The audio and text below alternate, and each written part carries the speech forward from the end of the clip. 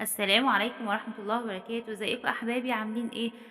تعالوا بقى معايا كده أفسحكم في اسكندرية، عندي النهاردة جولة كده صغيرة قريبة من البيت، ممكن برضه تكون فكرة حلوة للي بييجي يصيف في اسكندرية، ممكن أساعدكم ازاي تقضّي يومكم.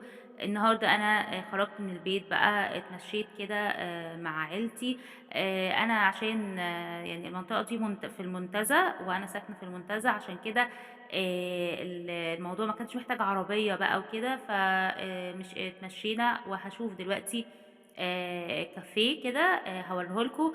لمّا باحب أقعد على الكافيه في المنتزه باحب أقعد يعني في الكافيه ده هاقول لكم ليه، مميزاته إيه.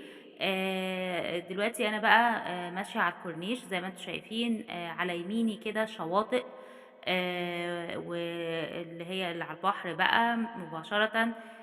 فوأنتِ ماشية بتفضلي بقى تتفرّجي كده يمين وشمال، الجزء اللي على الشمال ده ده بقى كافيهات برضه، زي ما أنتم شايفين بقى اللي جاي دلوقتي ده بيبيع بقى تسالي، في كل المقرمشات بقى واللِب والحاجات اللي ممكن أنتِ تجيبيها بقى وأنتِ قاعدة حتى على الكورنيش كده من غير شَط ولا حاجة، ممكن تقعدي على القعدات هاوريها لكم.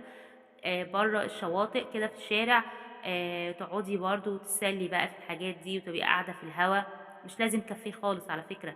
هنا بقى زي ما أنتم شايفين اللي جاي ده بقى بيبيع جيلاتي، اسمه جيلاتي بندق.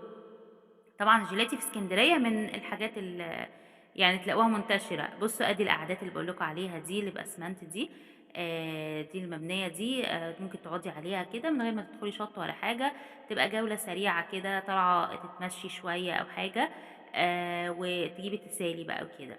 شايفين ده بقى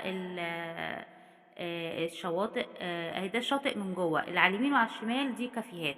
بُصّوا خارج الشط أهو، أنا دخلت الشط، دخلت قصدي الكافيه كده، وفي ألعاب بقى في حمامات، فتقدري بقى تبقي قاعدة مع أولادِك، كل الخدمات موجودة حواليكِ، والأسعار بتاعتهم برضه في المعقول، بالنسبة يعني لشرب القهوة والشاي وكده، تمام. اخترنا الترابيزة دي، زي ما أنتم شايفين الأولاد بتلعب برّه كده بالعَجَل، إحنا قُلنا الولاد كانوا عندي جايبين باتيناج، فقُلت بقى يطلعوا كده برّه السور ويلعبوا بالباتيناج شوية كمان. هنا بقى شايفين ده القسم بقى مقابل، أنا لسه في الكافيه برضه، مقابل موضوع بقى بتاع الكافيه، يعني مقابل الشط أهو البحر. كنت باورّيكم بقى الإدناء، برضه للمتابعين الزي الإسلامي معايا، ده إدناء برضه من الحاجات اللي أنا صممتها وعليها إقبال يعني حلو جدًا، برضه في للمحلات اللي بتاخد منّي.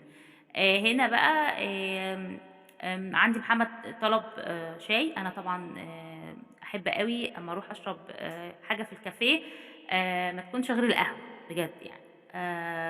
هنا طبعًا أخدتها من الجرسون كده، فباقول له: "أنا عايزة أنا اللي أصُبّها وكده." وطلبتها لازم تكون بالكنكة عشان أصوّرها زي ما أنتم شايفين كده، وباحب أصوّر القهوة بتاعتي دايمًا.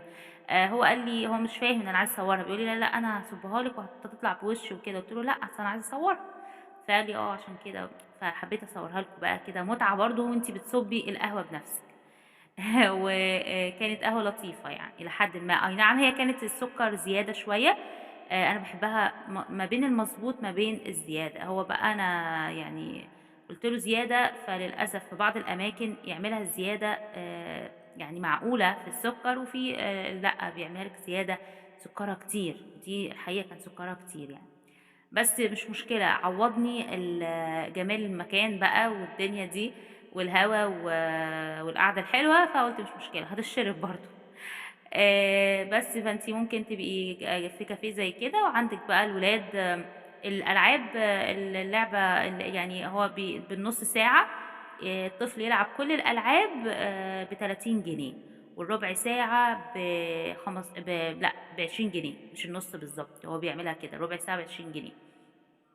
أخدنا قعدتنا وكان يوم جميل وسهرنا في الكافيه، ودلوقتي بقى بنتمشى بقى ونرجع بقى على البيت، تابعونا بقى في فُسح كتير جاية وجولات كتير في مدينتي الإسكندرية وفي محافظات أخرى أيضًا، وشكرًا ليكم، ما تنسوش الاشتراك في القناة وتفعيل الجرس واللايك والشير، وما تنسوش تشاركونا في التعليقات، والسلام عليكم ورحمة الله